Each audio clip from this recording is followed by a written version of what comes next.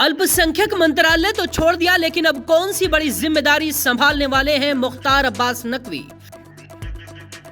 उपराष्ट्रपति या राज्यपाल, नकवी ने शायराना अंदाज में बताया आगे का प्लान।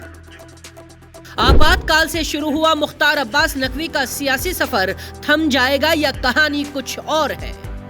मुख्तार अब्बास नकवी का राज्यसभा का कार्यकाल पूरा हो गया है। उससे एक दिन पहले यानी बुधवार को नकवी ने अल्पसंख्यक मंत्रालय से इस्तीफा दे दिया। यानी ना तो वो अब राज्यसभा सांसद रहेंगे और ना ही मंत्री रहे हैं। सवाल यह है अब राजनीति में मुख्तार अब्बास नकवी आगे क्या करेंगे। जब आगे के प्लान पर नकवी से सवाल किया गया तो नकवी ने शायराना अंदाज में जवाब दिया, सितारों के आगे जहां और भी हैं, अभी वक्त के इम्तिहा और भी हैं। यानी अभी कहानी थमी नहीं है। अभी मुख्तार अब्बास नकवी की कहानी में कई संभावनाएं बाकी हैं। नकवी के लिए आगे कौन कौन से रास्ते खुले हैं वो भी बताएंगे। बीजेपी उनको कौन सी जिम्मेदारी दे सकती है वो भी बताएंगे। लेकिन पहले नकवी का राजनीतिक सफर दिखाते हैं।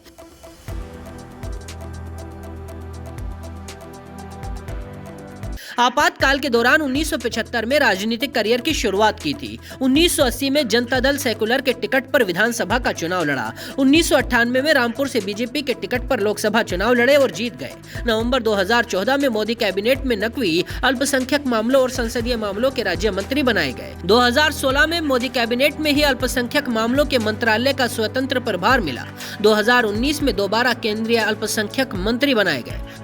अब 2022 में अल्पसंख्यक मंत्रालय से भी इस्तीफा दे दिया है। बीजेपी के सियासी इतिहास में पहली बार है जब कोई मुस्लिम मंत्री नहीं है, जबकि इससे पहले अटल बिहारी वाजपेयी से लेकर मोदी सरकार तक में मुस्लिम मंत्री रहे हैं। ये पहली बार है जब न कोई कैबिनेट में मुस्लिम है, न ही बीजेपी से कोई मुस्लिम सांसद है। लोकसभा और राज्यसभा को मिलाकर बीजेपी के कुल 395 सांसद हैं, जिसमें एक भी मुस्लिम नहीं है।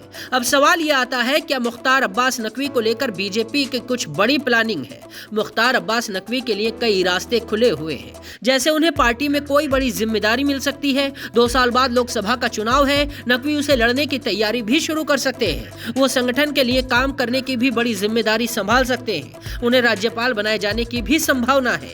इसके अलावा अभी उपराष्ट्रपति पद का उम्मीदवार भी घोषित होना है। कहा यह भी जा रहा है कि मुख्तार अब्बास नकवी का नाम इस रेस में भी है। यानी मुख्तार अब्बास नकवी की कहानी में एक ठहराव जरूर आया है, लेकिन अवसर और विकल्प काफी बाकी है। फिलहाल पार्टी ने नकवी से इंतजार करने को कहा है। अब पार्टी ही तय करेगी नकवी को कौन सी जिम्मेदारी देनी है। नकवी अभी न सिर्फ वरिष्ठ मंत्री थे, बल्कि राज्यसभा में पार्टी के उपनेता भी थे।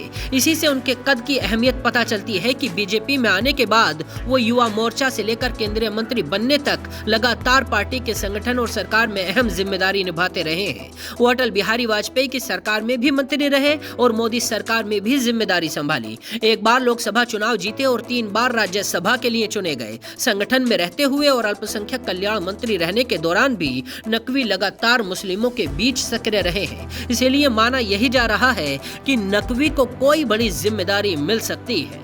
बाकी खबरों के लिए देखते रहिए जनसत्ता.com।